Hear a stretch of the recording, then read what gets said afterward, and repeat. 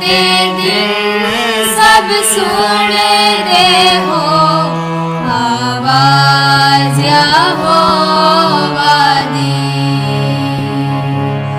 نہ پتھر مانگر اپنا دل بناؤ تو سیویں،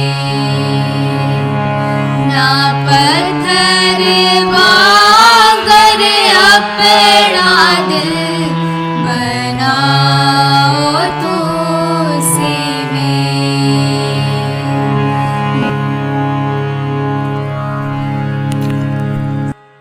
کلام مقدس میں سے تلاوت سنیں گے یرمیاہ نبی کا صحیفہ 31واں باب آیت نمبر 31 سے آیت نمبر 34 تک۔ دیکھ وہ دن آتے ہیں، خداوند فرماتا ہے، جب میں اسرائیل کے گھرانے اور یہودا کے گھرانے کے ساتھ نیا عہد باندھوں گا، اس عہد کے مطابق نہیں جو میں نے ان کے باپ دادا سے کیا جب میں نے ان کی دستگیری کی تاکہ ان کو ملک مصر سے نکالا، اور انہوں نے میرے اس عہد کو توڑا اگرچہ میں ان کا مالک تھا، خداوند فرماتا ہے، بلکہ یہ وہ عہد ہے جو میں ان دنوں کے بعد اسرائیل کے گھرانے سے باندھوں گا، خداوند فرماتا ہے، میں اپنی شریعت ان کے باطن میں رکھوں گا اور ان کے دل پر اسے لکھوں گا، اور میں ان کا خدا ہوں گا اور وہ میرے لوگ ہوں گے، اور وہ پھر اپنے اپنے پڑوسی اور اپنے اپنے بھائی کو یہ کہہ کر تعلیم نہیں دیں گے کہ خداوند کو پہچانو، کیونکہ چھوٹے سے بڑے تک وہ سب مجھے جانیں گے، خداوند فرماتا ہے، اس لیے کہ میں ان کی بد کرداری کو بخش دوں گا اور ان کے گناہ کو یاد نہ کروں گا۔ خداوند کے پاک نام کے پڑھے اور سنے جانے پر خدا کی برکت ہو، آمین۔ تشریف رکھیں۔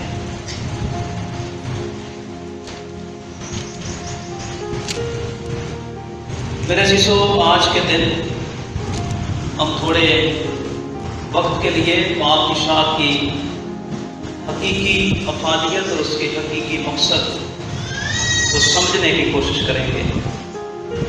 پاک اشاعت تقریباً 2000 سال سے زائد عرصہ ہو چکا کہ مسیحیت کی مختلف شاخوں میں منائی جانے والی ایک اہم رسم ہے۔ اسے مختلف ناموں سے یاد کیا جاتا ہے، یوخرسٹ، شکر گزاری، خداوند کی پاک میز، خداوند کا دسترخوان، پاک شراکت، اسی طرح سے رفاقت اور شراکت۔ یہ ایک ایسی رسم ہے جو اپنے اندر جو معنی رکھتی ہے اس میں مسیحی لوگوں کو جوڑتی ہے، لیکن کچھ بنیادوں پر بہت سے تضادات اور بہت سے فرق خیالات مسیحی ایمانداروں کے اندر اس کے متعلق پائے جاتے ہیں، اور اس وجہ سے لوگ ایک دوسرے سے جدا ہوتے ہیں۔ مثال کے طور پر یہ رسم کب ادا کی جانی چاہیے، یہ رسم کون اس کا انتظام کر سکتا ہے، کون اس رسم میں حصہ لے سکتا ہے، کس قسم کا شیعہ اس میں استعمال کیا جانا چاہیے، کس قسم کی روٹی اس میں استعمال کی جانی چاہیے، اور بھی بہت سے سوالات۔ مثال کے طور پر کہ یہ عناصر جو میز پر رکھے جاتے ہیں، جب ان پر برکت چاہی جاتی ہے، دعا کی جاتی ہے، تو ان کی تبدیلی ہوتی ہے یا یہ علامتی طور پر ہے، یا بہت سے سوالات مسیحی حلقوں میں اس کے متعلق پائے جاتے ہیں۔ لیکن میرے عزیزو، یاد رکھیں کہ اس رسم کا جو کلیدی اور بنیادی مقصد ہے وہ صرف یہ ہے کہ ہم خداوند یسوع مسیح کی کفارہ بخش موت کو یاد کر سکیں۔ خداوند یسوع مسیح کا اس رسم میں ایک بنیادی کردار ہے، اور وہی اس رسم کا نیوکلس ہے، بنیادی نقطہ ہے، اور اس کے چوگرد ہی ہمیں چلنا گھومنا اور اس کے متعلق ہی سوچنا اور اس کے بارے میں ہی یاد کرنا ہے۔ لہٰذا میں جو پہلی بات آپ کی خدمت میں اس مضمون میں سے رکھنا چاہتا ہوں وہ یہ ہے کہ بجائے اس کے کہ ہم مختلف سوالات اٹھائیں، بجائے اس کے کہ ہم اس رسم کے بارے میں مختلف باتیں کریں، اس کی اصل روح کو یاد رکھیں۔ اور اصل روح کیا ہے؟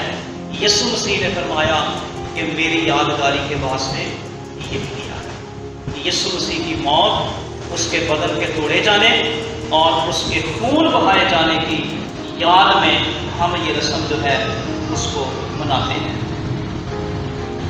بائبل مقدس میں کہاں کہاں پر اس کا ذکر ہمیں ملتا ہے؟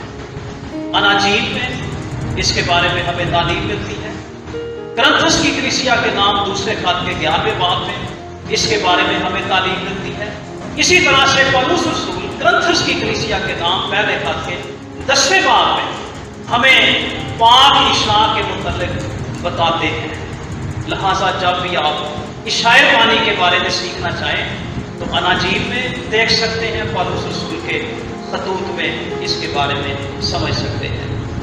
آج کے دن ہم تلاوت کردہ متن یعنی کہ لوکا کی انجیل اس کے 22ویں باب کی روشنی میں اور یرمیہ نبی کے صحیفہ کے 31ویں باب کی چند آیات کی روشنی میں چند حقائق کو سمجھنے کی کوشش کریں گے۔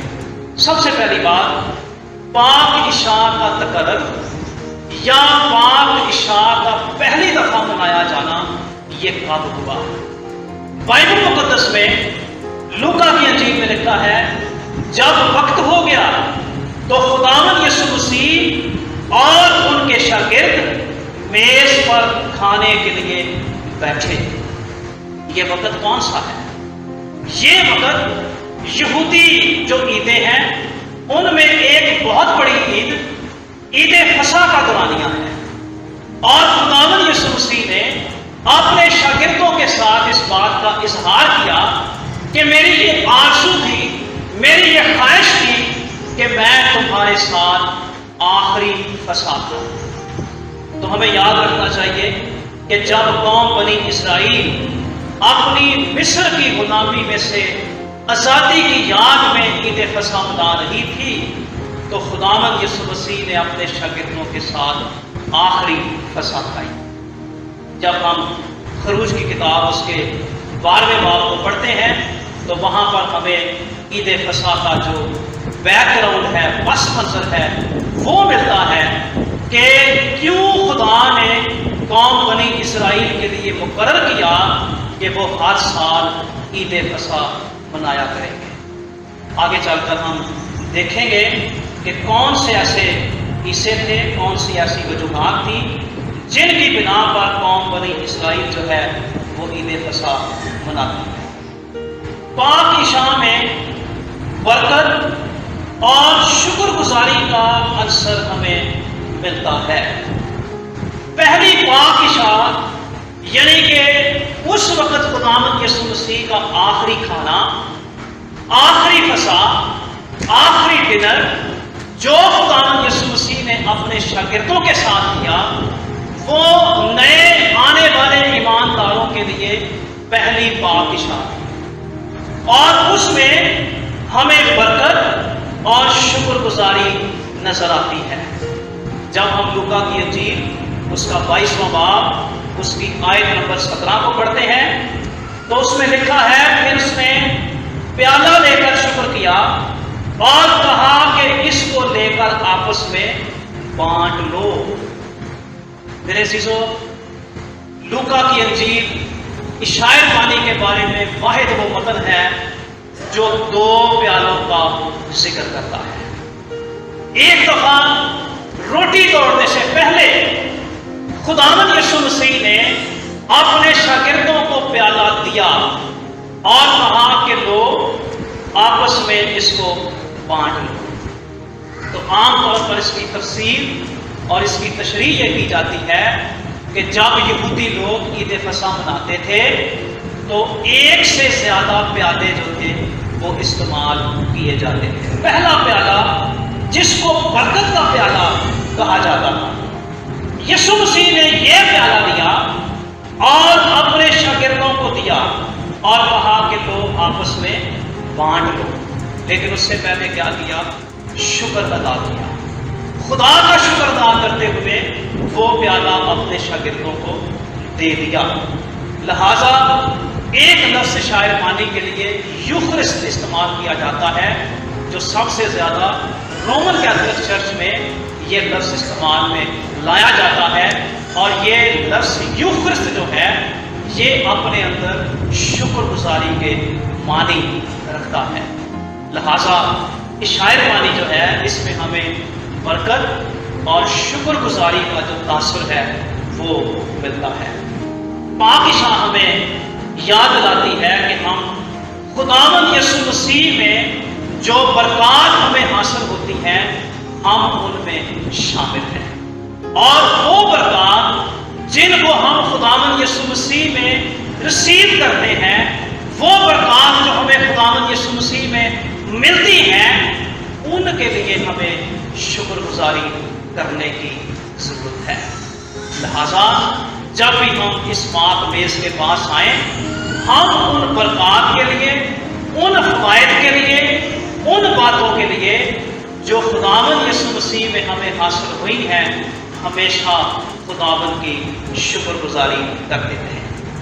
اس کے بعد بے خمیری روٹی، یسوع مسیح نے بے خمیری روٹی لی اور خدا کا شکر ادا کرتے ہوئے اس کو توڑا اور فرمایا کہ لو کھاؤ، یہ میرا بدن ہے۔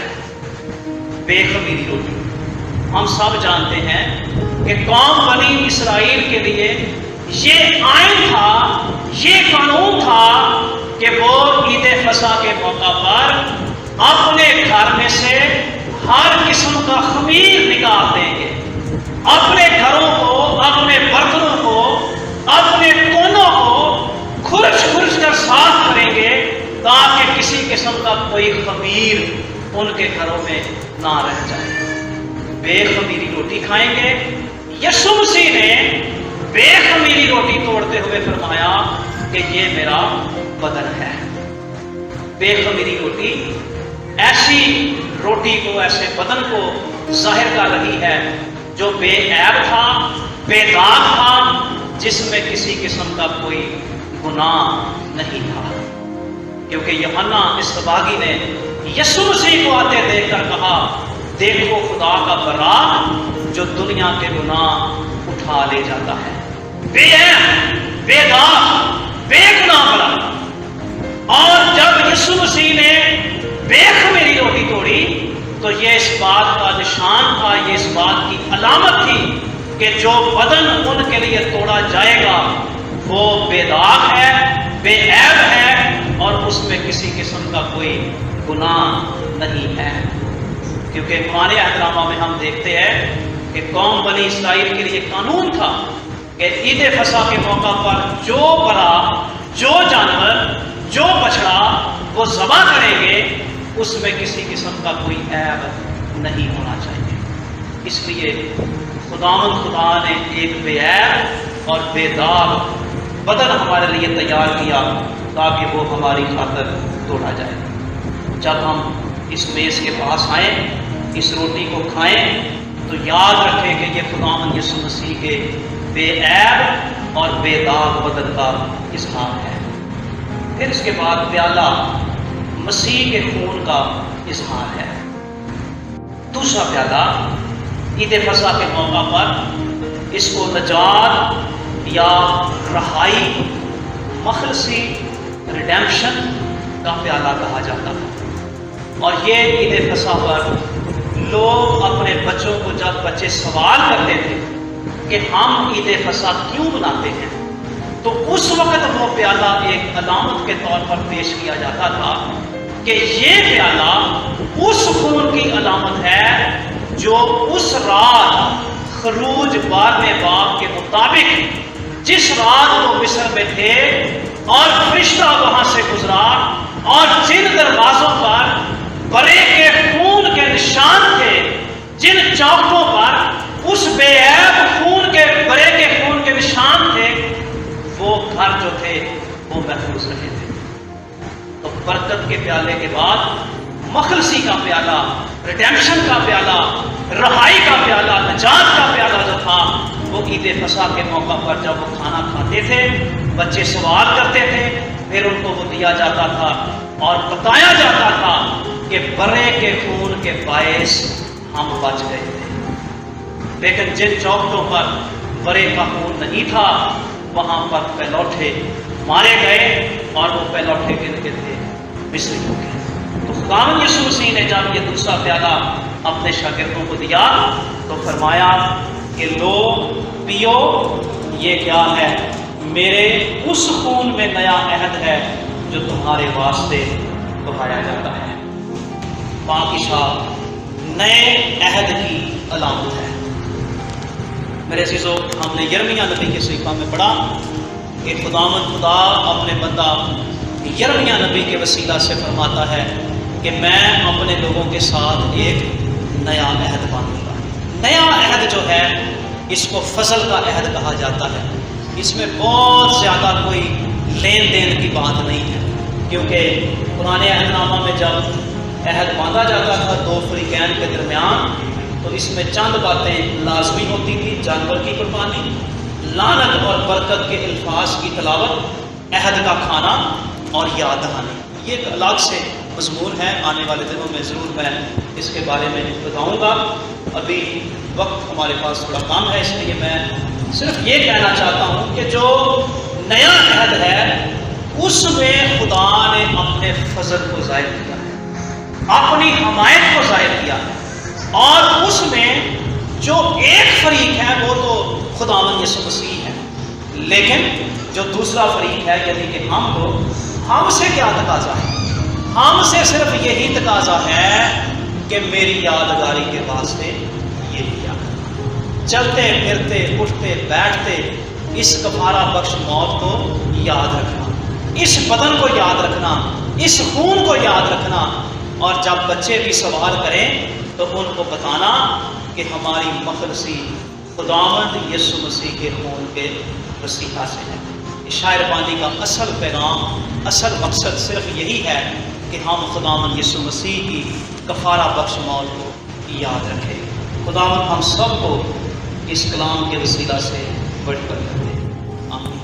तेरे हथियार होवणगे खुदावंद दी वफादारी, तेरे हथियार होवणगे खुदावंद दी वफादारी, डरावेगा ना दिन राती, डरावेगा ना दिन राती, ना तैनू रात अंधियारी, डरावेगा ना दिन दाती, ना तैनू रात अंधियारी। खुदा दे पर